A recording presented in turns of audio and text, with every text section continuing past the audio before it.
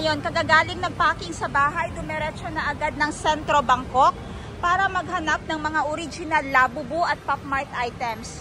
So ngayon, the search is still ongoing. I will let you know kung may nahanap kami ng mga pinabibili at pangbenta din ng iba at pang collection. Bye! We are at the busiest area dito sa Siam Square, Bangkok, Thailand. Grabe, hindi mo parang wala yung mga tao sa mga train, sa mga bus. Andito sila halos lahat. Grabe, kapuno naman to shopping area na ito. Kaya nga,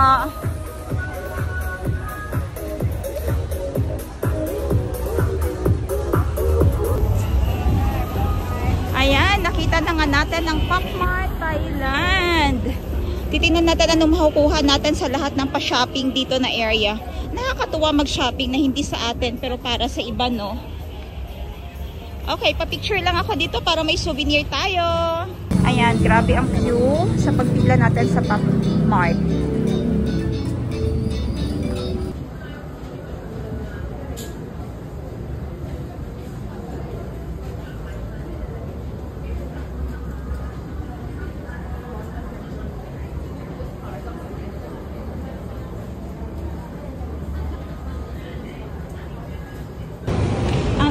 Ang haba na nilakad namin today. Nabila kami ng mga kasabay na gentlewoman. Ayan. Papunta na kami sa taas, sa train station. Magte-train naman kami ngayon. And for sure, standing ovation. Kasi this time, ito yung peak hours.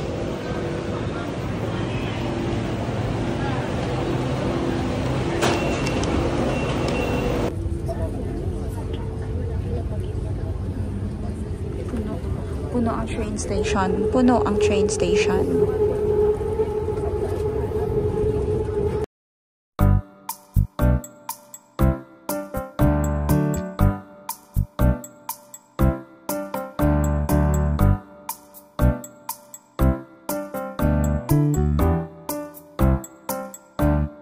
The next day.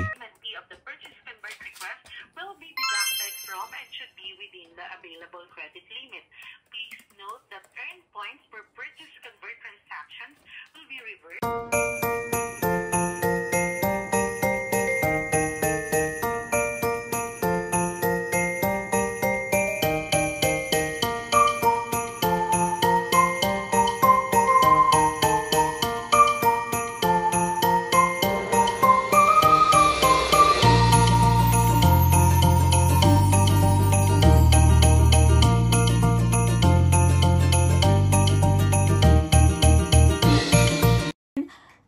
Sobrang busy, no? Nakikita nyo naman ang mga uploads ko. Mga uploads ni Atshi, ang tagal. Sobra 1 week bago masundan. Sinasabi ko naman ang dates dahil nga, ano tayo, diba? Sabi ko kung ano na yung makaya natin, bahala late na ma-upload. So, last time, nag-pre-order tayo. Nakuha na natin siya. Hindi pa rin na-upload hanggang ngayon.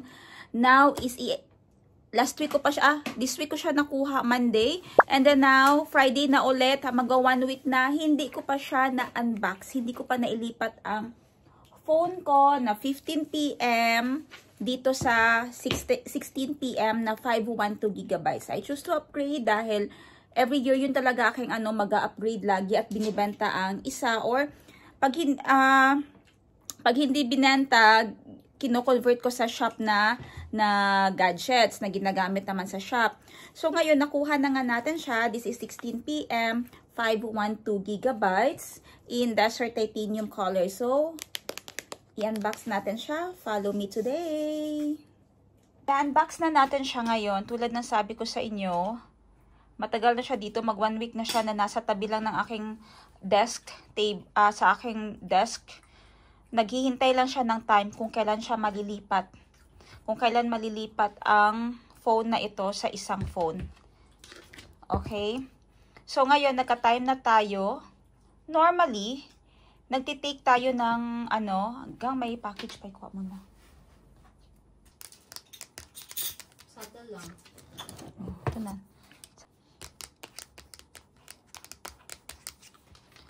Ang usual na unboxing natin Ayan. So, checking. Lagi akong kumukuha ng video nito pag may bagong gadget ako. Kasi ini-store ko yan siya para pag mabenta ko ng aking unit, kumpleto pa yung videos unboxing niya. Tapos yung proof talaga na yung mga details ng unit ay totoo. Okay, so this one, na semi-open na siya doon, na-check na pala ito.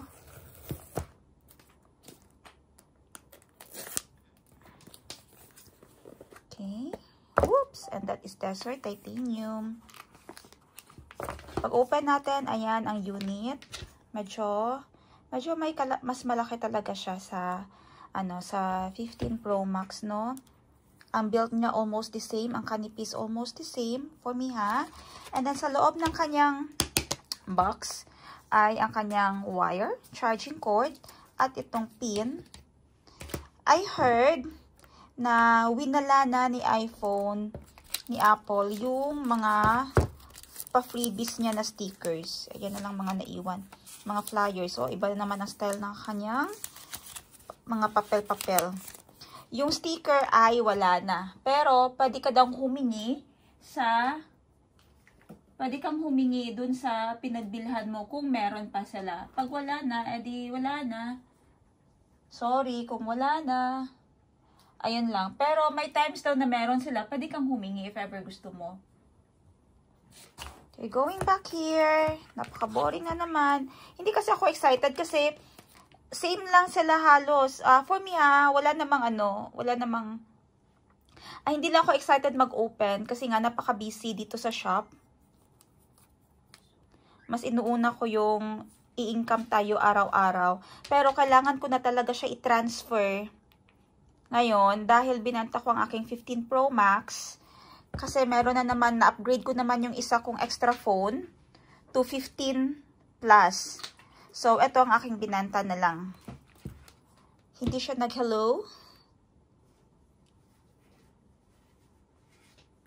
Ayan.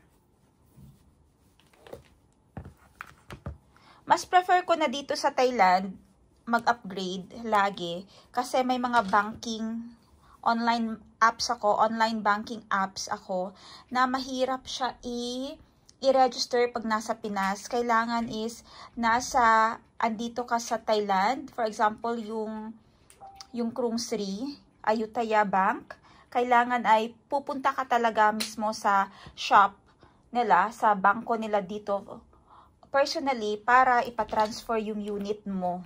Kailangan mo i-report na bago ka ng unit for your security purposes na din. Pero dati, yung nasa Pinas ako nag-upgrade, Bangkok Bank naman yun. Madali sa Bangkok. Medyo mahirap din sa Bangkok Bank, pero nasolusyonan ng Bangkok Bank. Pwede nila ma-change ang eSIM na kahit andun ka sa ibang bansa. Kasi dual SIM ito Dual SIM yung mga iPhones na, 'di ba? Yung isa eSIM, yung isa physical SIM. So sa Thailand, naka-eSIM yung isa kong number. Mayroon din namang ibang phone units, yung mga sa Hong Kong units natin na dual physical SIM. Ibig sabihin, dalawang SIM ang pwede mong malagay talaga sa loob na physical slot. Yung sa akin, eSIM at saka physical SIM. Kasi yung eSIM masyado natin sa Pinas, hindi ko pa na-explore, hindi ko pa natatry. Dito naman, kailangan naka-eSIM yung Thai SIM ko para yung sa physical SIM ay Pinas SIM ko ang nakalagay. Inopen na namin, ito siya sa center. Finish setting up iPhone, Face ID, passcode, etc. Ganyan.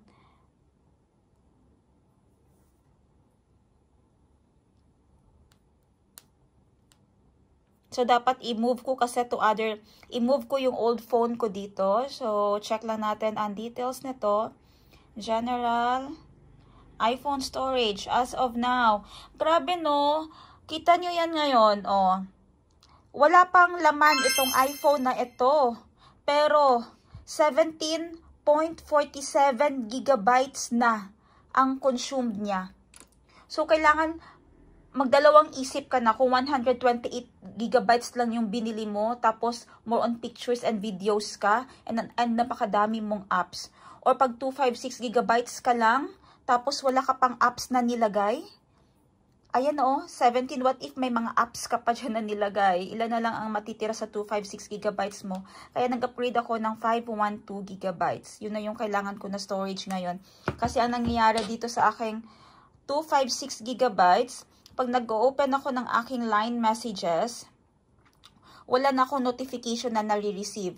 Ito ang mangyayari, pag inopen ko yan siya, saka papasok yung napakadaming message dyan na sunod-sunod. Ito lang naman yung aking app for my suppliers dito sa Thailand din. Ayan, napakadami. Loaded na messages. And hindi na ako nakaka-receive ng notifications dito.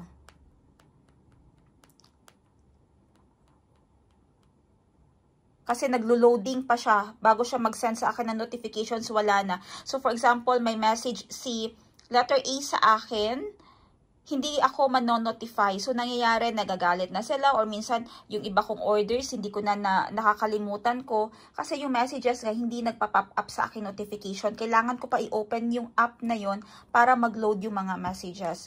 Ang gagawin natin ngayon is transfer everything.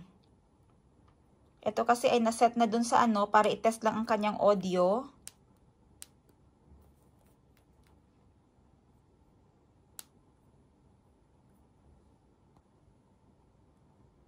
About phone, ayan, iPhone, ang version niya is 18.0, iPhone 16 Pro Max, gigabytes, ang storage niya capacity is 512 gigabytes.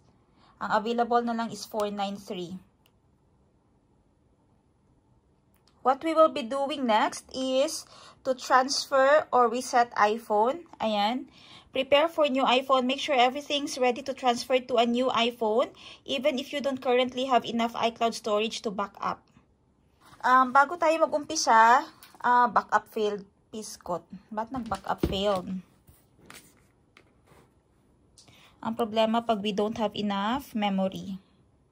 Ayan po talaga ang reason bakit tinatamad ako maglipat ng phone details kasi kailangan i-back up ang lahat-lahat.